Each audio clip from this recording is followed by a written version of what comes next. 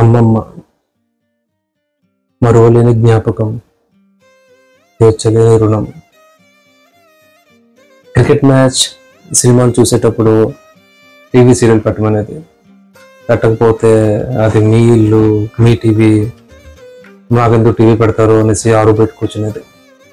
బతిమాలి లోపలికి తీసుకొచ్చి TV పెట్టేవాళ్ళం. TV చూస్తూ నిద్రపోయేది. ఎందుకు నిద్రపోతున్నావు అంటే, లేదు టీవీ చూస్తున్నాను అని చెప్పేది. ఇలా మనతో ఎవరు ఉండగలరు? ఎవరి జ్ఞాపకాలన్నీ మనకు తిరిగి ఇవ్వగలరు? అమ్మమ్మని మా అమ్మ అని పిలిచేవాడు. మా అమ్మగా మారి మమ్మల్ని చూసుకుంటుందా. నేను 7 days వెళ్ళేటప్పుడు నాన్న చనిపోతే నా కోసం హాస్పిటల్లో రాత్రంతా తెలివేసి ఉండేది. రాత్రిపూట తిండి కూడా తినడం మానేసింది.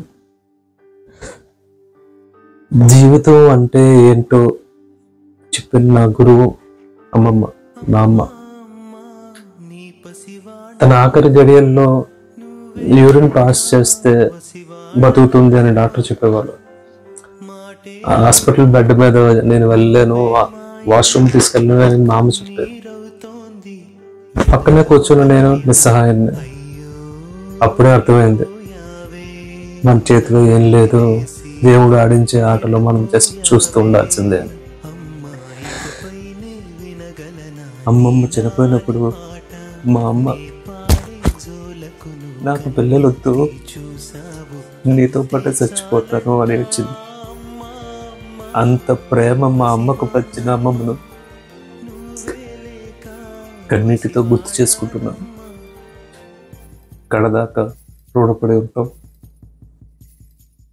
ఈ మిస్ యూ అమ్మమ్మ, మా అమ్మ.